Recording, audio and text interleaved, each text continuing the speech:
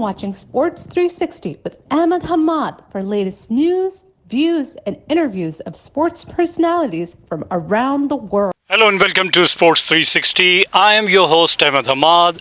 Whereas Pakistan are playing the Tri-Nation Series in UAE, and the three participating teams are Pakistan, United Arab Emirates and Afghanistan. And Pakistan have won back-to-back 2 matches. They beat Afghanistan in their opening match by 39 runs and then went on to beat UAE by 31 runs. जी हाँ, Pakistan toss जीता और पहले batting करने का फैसला किया पाकिस्तान ने, और पाकिस्तान ने अपना joint 3rd highest total in T20 international वो स्कोर किया. As we all know, Pakistan highest total is 232 which Pakistan scored against England in England, and then Pakistan scored 207 for 1 this year against New Zealand in New Zealand, remember, and that was a match where Hasan Nawaz scored the fastest century for Pakistan in T20 International.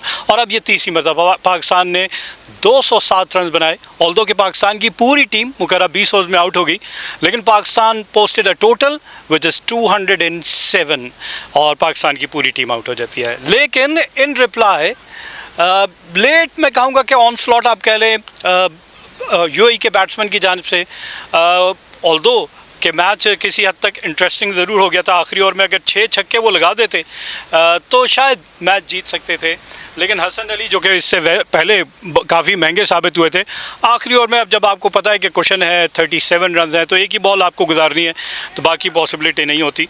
और फिर हमने देखा कि UAE की team could only scored 176 for the loss of 8 wicket in their stipulated 20 overs, thus losing the match by 31 runs. 2 match जीतकर पाकिस्तान इस वक्त points table पे, इस tri nation series T20 tri nation series के पॉइंट्स टेबल पे Pakistan are at the top.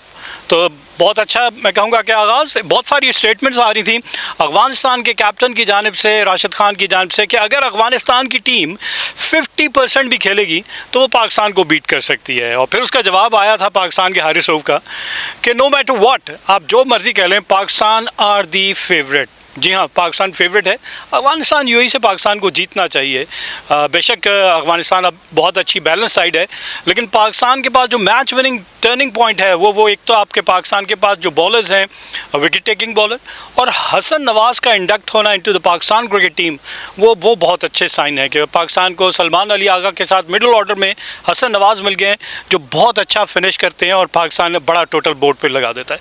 तो ये हुआ कल के मैच में. और बैटिंग फर्स्ट, जिससे आपको बताया कि Pakistan scored 207 and were all out in their 20 overs. Main scorer for Pakistan was Saim Ayub, opening batsman. अपनी इंजरी के बाद पहली मैं कहूँगा कि उनकी ये काबिल ज़िक्र परफॉर्मेंस है.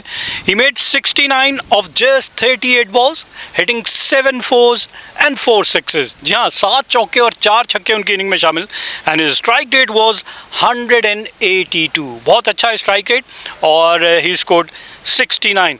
और इनके अलावा अगर जैसा मैंने कहा कि हसन नवाज़ का मिडिल ऑर्डर में आना, पिछले मैच में against Afghanistan captain leading from the front, हमने देखा कि Salman Ali Agha scored responsible inning, एक बहुत अच्छी सेंचुरी स्कोर की, मेड 50 ऑड रन, लेकिन यहाँ पे वो नहीं चल सके.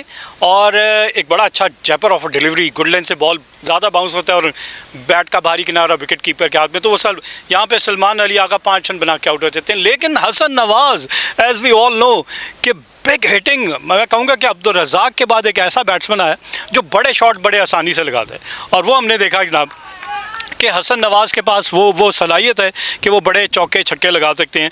He was out after scoring 56 of 26 balls, 26 गेंदों पे 56 रन, जिसमें 2 चौके और 6 छक्के शामिल हैं. ये वो जी हाँ, T20 क्रिकेट हो और छक्के ना लगें तो ये आपको मज़ा नहीं आता. तो उन्होंने ज़बरदस्त 6 छक्के भी लगाए, और 215 इनका strike rate, 215 was his strike rate. और ये मैच का मैं कहूँगा कि नक्शा इस इनिंग की वजह से बदला. एक मौके पे लग रहा था पाकिस्तान इतना बड़ा टोटल नहीं पोस्ट कर पाएगा, लेकिन because of Hasan Nawaz Pakistan were able to put 207 runs on the board. और 25 by Mohammad Nawaz off 15 balls hitting 2 fours and 1 6, 16 by Faheem Ashraf of just 6 ball hitting 1 6. तो ये पाकिस्तान के सिग्निफिकेंट स्कोरर्स थे. और इनके अलावा अगर देखा जाए तो साहिबजादा फरहान 8 रन बना के कल के मैच में 10 गेंदों पे 26 रन बनाए, आज सिर्फ 8 रन बना के आउट हो गए। फ़खर जमान दूसरे मैच में लगातार नाकाम हुए, 6 रन बनाए। और फिर सलमान अली आगा, जैसा आपको बताया, 5 रन बना के आउट होते हैं।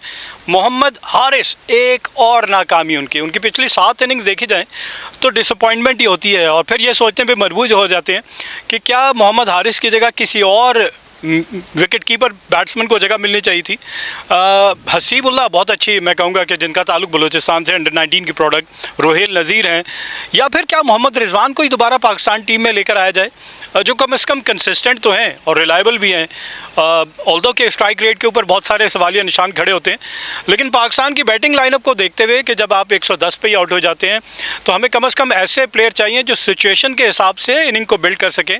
बाबर आजम की भी इसी तरह बात की जाती है, स्ट्राइक रेट, लेकिन बाबर आजम कंसिस्टेंट है। Highest to 1000, highest to 2000 T20 international, highest to 2500 T20 international. लेकिन T20 में अगर 11,000 रन देखे जाएं तो क्रिस गेल का रिकॉर्ड बाबर आजम ने ब्रेक किया हुआ है 17 इनिंग्स पहले। और क्रिस गेल जो कि छक्के और चौके लगाने के माहिर समझे जाते हैं, उनसे भी अगर आप 17 इनिंग पहले बाबर आजम अचीव कर रहे हैं 11,000 रन, तो कंसिस्टेंसी बाबर आजम की ज़्यादा बेहतर है। क्रिस गेल को भी मैच करते हैं, 11,000 रन उनसे जल्दी बना लेते हैं। खैर anyways, Pakistan score 207।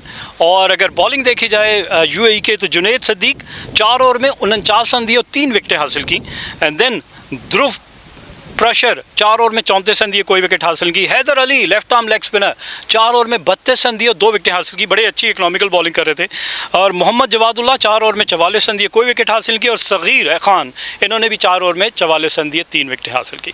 In reply, UAE chasing A target of 208 could only scored 176 for the loss of 8 wicket in their stipulated 20 overs.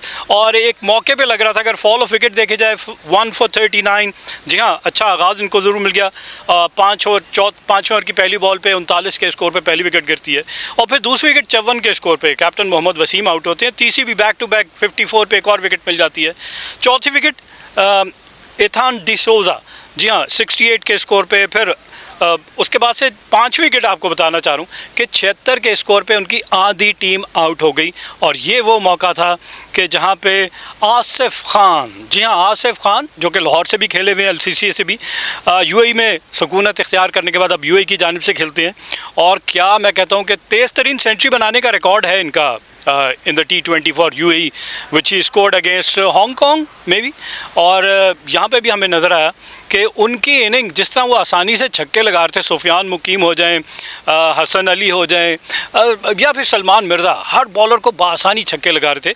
और सिर्फ 35 गेंदों पर, जी हाँ, 35 बॉल्स, 6 चौके और 6 छक्के उन्होंने लगाए, 220 का स्ट्राइक रेट, 77 रन बना के वो आउट होते हैं। तो पाकिस्तान का थोड़ा सा मैं कहूँगा कि एक्सपोज किया उन्होंने कि अगर कोई ऐसा बैट्समैन जिसके पास रेंज ऑफ शॉट्स हैं और वो अगर खड़ा हो जाए तो मैच का नक्शा बदल सकता है। तो बॉलर्स को ये समझना पड़ेगा कि इतना फ्रीली नहीं खेलने देना। अच्छी टीमें अगर इस तरह की कोई इनिंग खेल जाएगा तो आपके हाथ से मैच निकल जाएगा। तो इस तरह की इनिंग को देखना पड़ेगा। और ये काफ़ी, मैं कह रहा हूँ कि कंसिस्टेंसी के साथ इस तरह से हो रहा है कि लेट ऑर्डर में ऑल्दो कि पाकिस्तान मैच जीता होता है, लेकिन फिर पाकिस्तान ऐसी लूज़ बॉलिंग करता है कि जीता हुआ मैच पाकिस्तान दूसरी टीम को तोहफे के तौर पे दे देता है। तो यहाँ पे पाकिस्तान को देखना पड़ेगा। खैर एनीवे, 77 बाय आसिफ खान और कोई खिलाड़ी जो है 33 by Mohammad Wasim the captain. Rest was the disappointment और पाकिस्तान ने उनको रिस्ट्रिक्ट किया फॉर 176। पाकिस्तान की bowling, Salman Mirza 4 overs 43 run and 1 wicket. Hasan Ali एक मरतबा फिर महंगे साबित हुए, 4 ओवर्स 47 रन एंड, रिमेंबर कि ये यूएई के अगेंस्ट है। 4 ओवर में 47 रन, तकरीबन 12 रन पर ओवर की औसत से रन दिए। आखिरी ओवर में विकेट ले ली, कोई बात नहीं, जब मैच आपके हाथ में ही था, लेकिन उससे पहले बहुत महंगे साबित हुए। और फिर मोहम्मद नवाज़ इकनॉमिकल एज एवर, 4 ओवर में 21 रन दे के 2 विकेट हासिल करते हैं। इनके बाद साइम अयूब 2 ओवर में 6 रन दिए, 1 विकेट, और यही वजह से इनको मैन ऑफ द मैच भी करार दिया गया, एक बैटिंग और साथ साथ 1 विकेट भी हासिल की। फ़हीम अशरफ 2 ओवर में 15 रन दिए, कोई विकेट हासिल की। और सुफियान मुकीम 4 ओवर में 44 रन दिए और कोई विकेट हासिल नहीं की। तो ये जनाब मैच है। और इस मैच के बाद पाकिस्तान की टीम जो है वो पहुँच चुकी है पहली पोजीशन पे, पहले भी पहली पोजीशन पे थी अफगानिस्तान को शिकस्त देने के बाद। अब पाकिस्तान 2 मैच खेल लिए और दोनों में कामयाबी हासिल की, तो 4 पॉइंट्स हैं। लेकिन एशिया कप की तैयारी है जिसमें पाकिस्तान का मुकाबला अफगानिस्तान, भारत, श्रीलंका, बांग्लादेश जैसी टीमों से होने जा रहा है। तो थोड़ा और मैं कहूँगा कि पाकिस्तान को कन्विंसिंग विक्ट्री होनी चाहिए और कॉम्बिनेशन बेहतरीन होना चाहिए। हम बात करें पाकिस्तान के बैट्समैनों की, तो बैट्समैन नज़र आ रहे हैं कि साहिबजादा फरहान जो कि बहुत अच्छी फॉर्म में, चले ठीक है। फ़खर जमान क्लिक नहीं कर रहे। साइम अयूब के ऊपर थोड़ा सा हमें था कि कब क्लिक करेंगे, तो उनकी इनिंग भी आपको नज़र आ गई। सलमान अली आगा खेल चुके हैं, Hasan Nawaz as we all know. फिर let down the order Mohammad Nawaz हैं, खुशदिल शाह हैं और फ़हीम अशरफ जहाँ मौका मिल रहा है। लेकिन डिसअपॉइंटमेंट कहाँ हो रही है? मोहम्मद हारिस 7 इनिंग्स हो चुकी हैं और ये 15 का स्कोर क्रॉस नहीं कर पा रहे। तो इनकी तो बहुत ज़्यादा सवालिया निशान आ गए हैं कि इनकी कि इनमें वो सलाहियत ही नहीं है कि वो कहते हैं ना कि आंख बंद करके बल्ला घुमा देना। तो माजी में इनसे बेहतर चॉइस थी। आसिफ अली को आप ले लें, हैदर अली को ले लें, उमर अकमल को ले लें, इनसे बेहतर बैट्समैन थे। अगर इसी तरह आंख बंद करके आप खेलते रहेंगे तो ये तो पहले बात तो आपको समझ आ जानी चाहिए कि इंटरनेशनल क्रिकेट में आप नहीं चल सकते। तो पाकिस्तान को बहुत जल्दी इनके हवाले से या तो इनकी थोड़ी काउंसलिंग करनी पड़ेगी, इनको मेंटली टफ करना पड़ेगा कि पिक एंड चूज़ करना है किस बॉल पे आपको हिट लगाना है। इसी तरह बॉलर्स की बात की जाए कि जब प्रेशर आता है तो प्रेशर में से अपने आप को कूल काम कंपोज कैसे रखें कि आप मैच आसानी से, बजाय इसके कि 2 छक्के लग गए और आपने मैच ही अपने हाथ से छोड़ दिया, अब आप बैट्समैन के रहमो करम पे हो गए। तो ये वो सारी प्रेशर सिचुएशन है, सिनेरियो बेस्ड सिचुएशन, जिसके हिसाब से हमारे प्लेयर्स को कोप करना पड़ेगा। और हम चाहेंगे कि अच्छा खेलें एशिया कप, फिर उसके बाद से T20 वर्ल्ड कप, बहुत सारे मेगा इवेंट्स हैं। लेकिन पाकिस्तान का कॉम्बिनेशन बेहतरीन होना और अच्छे प्लेयर सेलेक्ट करना ये ज़रूरी है। भी 3 खिलाड़ियों के ऊपर सवालिया निशान ज़रूर हैं, जिसमें हसन अली हैं, मोहम्मद हारिस हैं, इनके ऊपर सवालिया निशान है। फ़खर जमान की भी फिटनेस का इशू है, साथ साथ उनसे परफॉर्म अभी तक नहीं हो रहा। लेकिन उनके पास लाइसेंस है। टॉप 3 बैट्समैन जो है वो खुल के खेलेंगे तो आपको रन्स बनाते हुए नजर आएंगे। जिस मैच में क्लिक हो जाएंगे वो मैच आपको जिताते हुए नजर आएंगे। तो चले उनको एक हम लग्जरी दे देते हैं, उनको फ्री हैंड दे देते हैं कि आप इस अंदाज में खेल सकते हैं। लेकिन फिर lower down the order, middle order और लोअर डाउन दी ऑर्डर आपके बाकी बैट्समैन में वो सलाहियत, आप ऑलराउंडर्स इतने ज़्यादा हमने रखे हुए हैं कि चलें हमें वो क्वेश्चन मिल जाता है। जिस तरह पिछले मैच में लास्ट 3 बैट्समैन ने अगेंस्ट अफगानिस्तान 54 रन स्कोर किए थे, जो कि क्वेश्चन मिल जाता है। अदरवाइज आपकी टेल बहुत ज़्यादा जल्दी एक्सपोज हो जाए।